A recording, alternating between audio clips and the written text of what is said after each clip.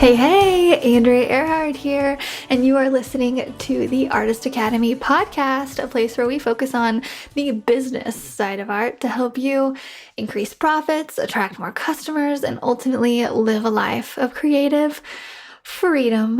Today we have another awesome solo episode today that I'm so excited about because I'm currently in the middle of writing and editing and almost ready to put out my first book ever called Mural Money, which is just a guide to help you create your dream career in the arts. And I'm so excited because this chapter 2, it has a little bit of magic in it, and really, as I was writing this, I was like, oh gosh, people are going to think I'm so woo-woo but this is truly how I think and truly how my life experiences have unfolded. And some of it's luck, and I'll explain the whole thing of it, and some of it's just a bit of magic. And I think it all just derived from taking action. And the thing that I wanted to get across in this chapter is that when you take action and you get out of your head and stop making excuses, things will just start to happen for you. And yeah, so, okay, I'm just going to get into it. And this is chapter 2. It's called The Luck Fairy. I've always considered myself an extremely lucky person. To clarify, anytime I mention the word luck, I am referring to skill and preparation meeting opportunities. If I were to write it out on paper, my equation for luck would look something like this. Skill plus preparation plus opportunity equals luck. It's basically math. I'm not the first to think of this idea, though. I initially heard it from a friend of a friend who likely heard it from another friend who somewhere down the line read the words of the Roman philosopher Seneca. He said it like this: luck is what happens when preparation meets opportunity. I'd like to add the skill part into this original theory because I've seen several very skilled artists think that preparation is not needed and sit around waiting for an opportunity to knock on their door to no avail. They believe that talent will take them wherever they need to go with no effort. Unfortunately, it typically doesn't work out in their favor, and they're left being a bit cynical. On the other hand, I've witnessed artists with little skill work hard in preparation for an opportunity that eventually came because they were willing to put in the work. We all know if we're born with the eye for art, but sometimes, I'd say actually all the time, that's just not enough. I've had a number of fantastic opportunities be presented to me throughout my career. Frustratingly, I could not tell you how often I've been told, must be nice to have that happen for you, or you're so lucky to be put in that position. I used to think that luck was a cop-out or that it discredited my effort and skill. However, after hearing it so many times throughout my life, I've decided to change my mindset about luck, and I challenge you to do the same. Let's not think about luck as a special gift only given to select few. Instead, let's view it as what happens when skill and preparation meet opportunities. Even the most talented of individuals need opportunities. After all, skill and preparation without opportunities can be disheartening and demoralizing for artists. You can be the most skilled and prepared sculptor, but if opportunities are never presented, you may not have a chance to show off that talent. Unfortunately, some artists spend years building their skill set just to be faced with zero opportunity to develop their talent into a career. Personally, I can't relate to this, but I do empathize. If you find yourself relating more closely to those who never win anything and the universe just doesn't seem to be on your side, well, you're in luck. We're going to review many ways in which you can create your own luck and make opportunities happen for you. I'm here to show you how to insert yourself into situations and say the right things to make a career in the art industry happen for you. Throughout my 20s, people will comment on how much ambition I had and speculate that my art skills would one day be outstanding by the time I got older due to how early I started. Honestly, I do feel lucky to have marked so many things off my professional bucket list so quickly, and I often wonder if I've been gifted this luck so that I can give it away to you in the form of writing this book. My hope is that my good luck juju will in some way seep through the pages like watered down paint and spill onto your fingers, down your wrists, making its way past your arms and staining your body with permanent luck. Here's another way to look at it. I like to imagine there's this thing as a luck fairy. Your personal luck fairy can be an object like a crystal or a spirit or any other magical mental image you see when you close your eyes. You can make up your own version of this luck fairy and design it however you want. Or you can be basic like me and imagine it as your very own Tinkerbell-like creature. I imagine that our luck fairies are not with us at all times. They fly around looking for people who are preparing and refining their skills.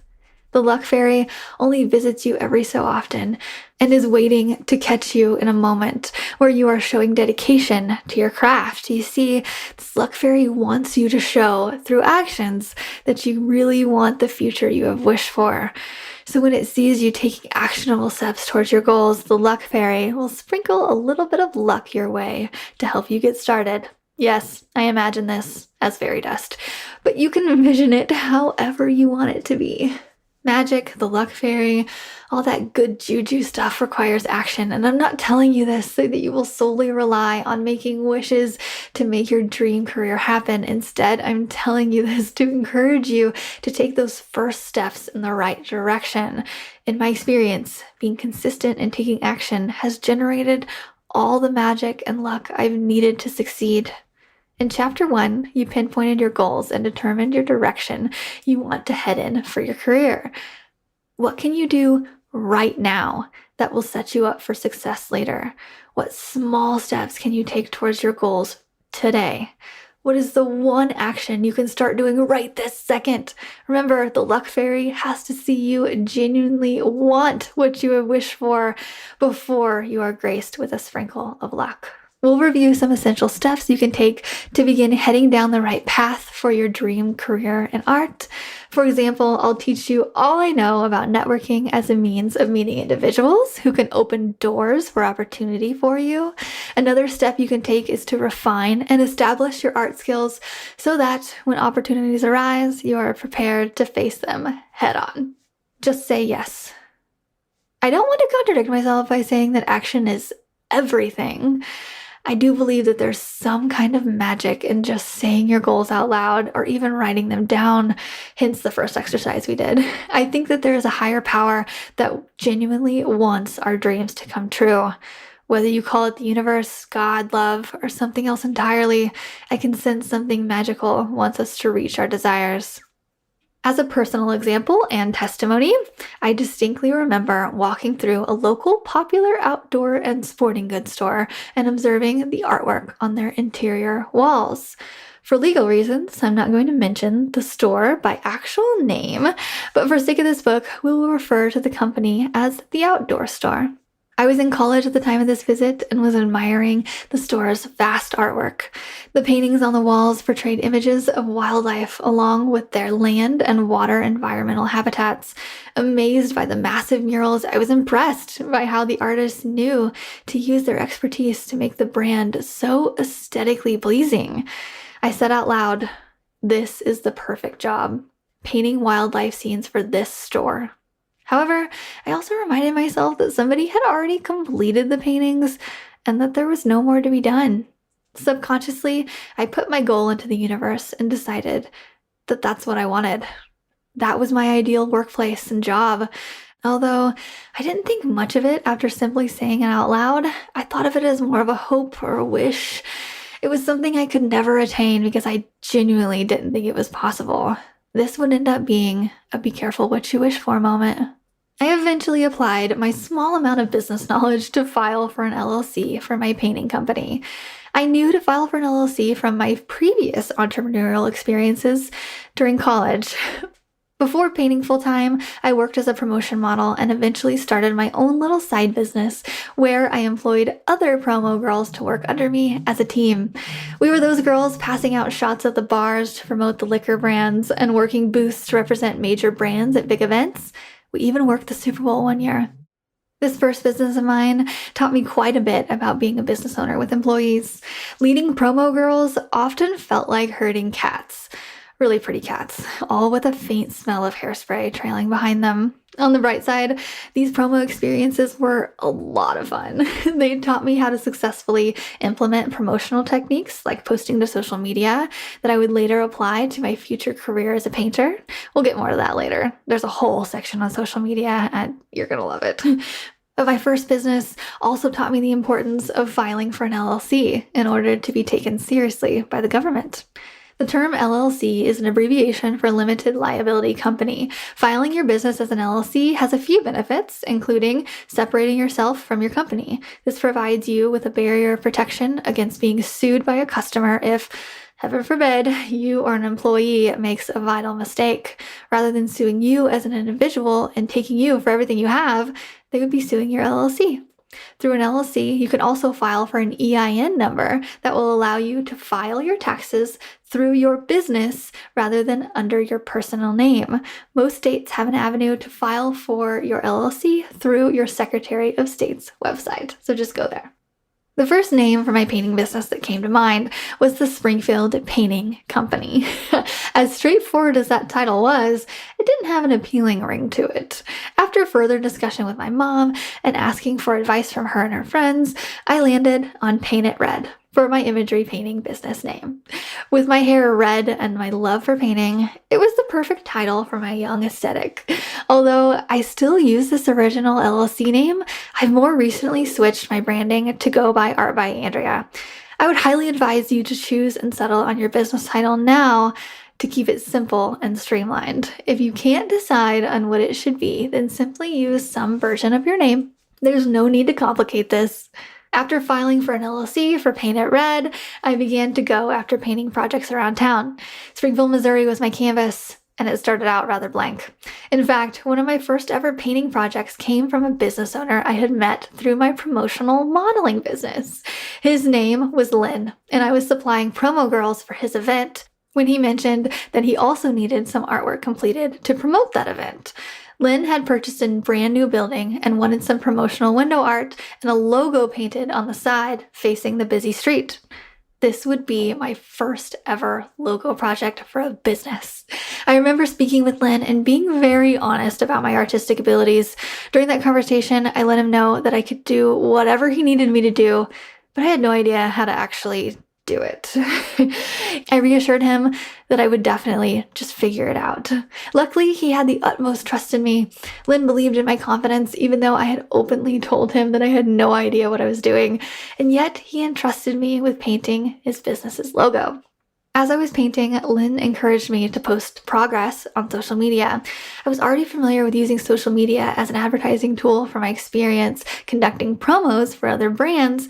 Therefore, I knew it was vital for me to begin posting my art for the world to see. For the first project, I posted the beginning, middle, and end stages of painting that logo. From the social media post, I landed another job with another person I had previously worked with through my promotional modeling business. Kyle needed a logo painted on the side of his barn. Again, I was honest with my customer and told him that I hadn't quite gotten a grip on, this whole large-scale painting thing yet, but I would give it my best shot. Those early painting experiences taught me what to do and also, importantly, what not to do. Although the painting projects came out just fine in the end, the customers were very happy. It's honestly kind of hard for me to look back at them today because I can blatantly see every small mistake. It has taken several years of painting for me to not cringe at past projects. I got my start by simply saying yes to any job that came my way that required a paintbrush. It's funny how magic works, though. Not long after I had painted just a couple of logos, my efforts caught the eye of a store in need of an artist.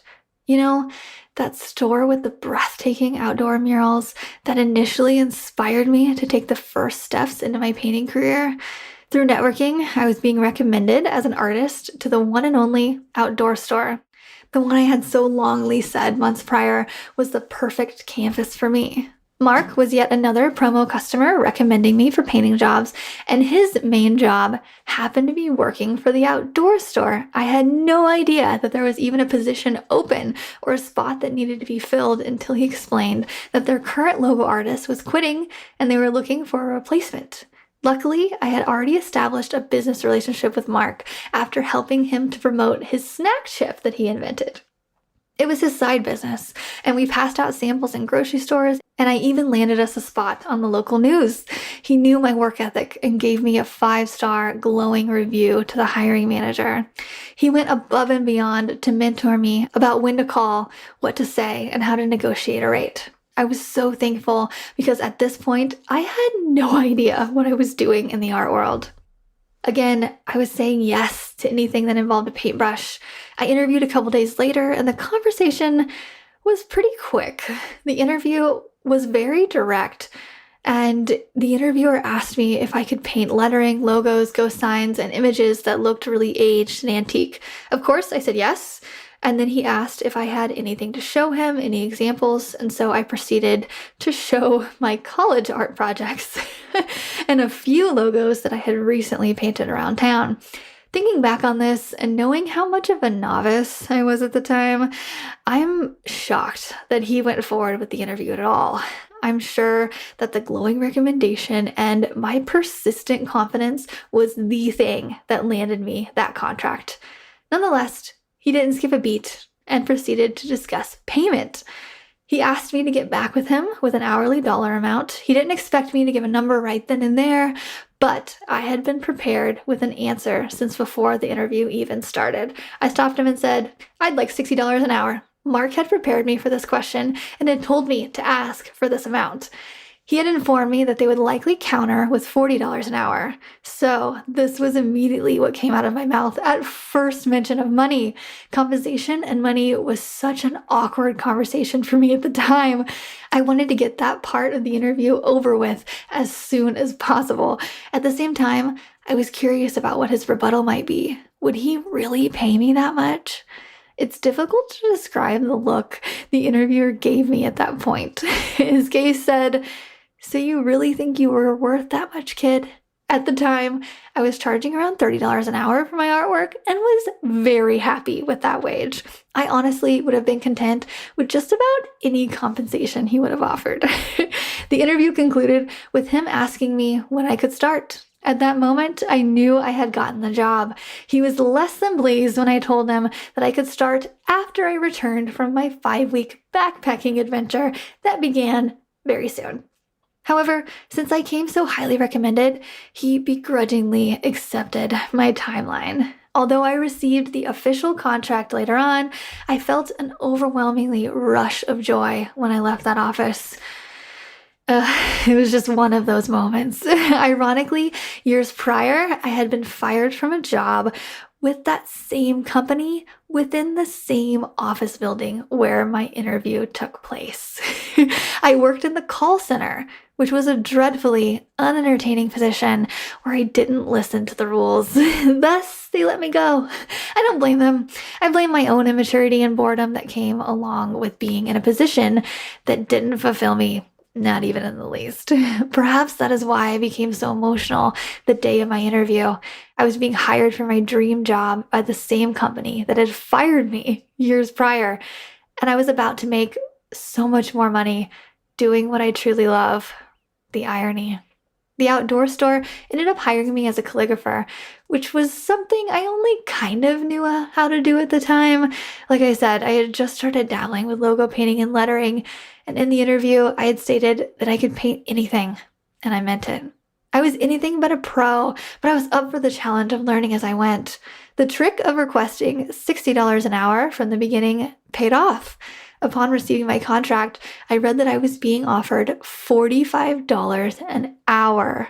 I felt so lucky that Mark had coached me through what wage to ask for from the start. Still to this day, I can remember him saying, "Congratulations, kid. You're now making $100,000 a year." I was baffled.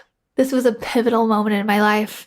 I was going to be paid $100,000 a year to use a paintbrush. This is the power of taking the time to establish a skill and just saying yes. Woo! Okay, that is chapter 2 of the book Mural Money. If you would like the Audible version, it's not quite out for pre-order yet, but if you're listening to this late, it should be available within the first week or first 2 weeks of December before Christmas. So if you're listening into it around then, please go pre-order it. So just a little backup of why I'm doing pre-orders. You can currently pre-order the paperback, and I'm doing a signed special edition version to where I'm ordering a bunch of books and I will sign them and personalize them and send them directly to you from me with a big pink bow on it as well. And so I'm currently doing pre-orders because as I'm exploring this book process, apparently if you have pre-orders, so I don't actually make money from those pre-orders, not until the book is actually out. But on the publication date, which is set for December 20th, on that date, all of the pre-orders will essentially, in the internet world, be ordered on that exact day, which then pushes my book up the list of people who are ordering it. So it shows Amazon and it shows Audible and it shows all the people that, hey, I just got 100 orders in this first day this book is out. This must be a good book. So I'm going to show it to everybody else. And so it helps me push it out and promote it. And just to be honest, I am working so hard to do this, and I would really appreciate it if you could pre-order this book before it comes out, because that will help it go out to more people, and I hope that I can inspire more people. So as I'm doing this as well, I'm just writing to my younger self, my stubborn, anxious, nerve-wracked younger self who didn't even think that this was possible. And my hope for this is that I hit some of those people who maybe aren't even in college yet or in the middle of college and just realize that their degree is not fulfilling them, or after college and you're in a career that you thought you love and you're like, I need to change. Like, I hope that it hits those people, I mean, especially early on, so that we can make those changes and change and do this for a living. And even if it's not early on, my friend Samantha Cox, like, she is just as old as I am, and just recently last year took the leap to go full time. Mostly because I was hounding her, being like, you can do this, bringing her out on jobs with me, showing her what's possible and helping her get started. And now she has a very fulfilling career and is making a killing. She just got her, shout out to Samantha, she just planned a $10,000 mural for the spring of an American flag. How crazy is that? So she's not only booked throughout the winter, but she has something planned for spring of $10,000. Like, what? Like, my star people. I'm just so, and she's not the only one. Like, if you listen to the Quit Your Day Job episodes, like Lissa and Chelsea and everybody, like, it's just so possible. And I think the thing is, people just don't know. And if you're listening to this podcast and you've been listening for a long time, it's likely that you just need maybe some more tips or more strategies. So I'm here to help you with that too. But I want to reach the people that don't even know that this is possible. And so yeah, that's my goal with this. So thank you so much for listening. If you could share this with a friend. Also, if you have bought the book or have pre-ordered the book, if you tag me on Instagram, I will share it and give you a big thank you. And so yeah, tag me in anything that you do and I will reshare it on Instagram. Okay, that's it. I'm done blabbing. Thank you so much for listening, and I'll see you next week.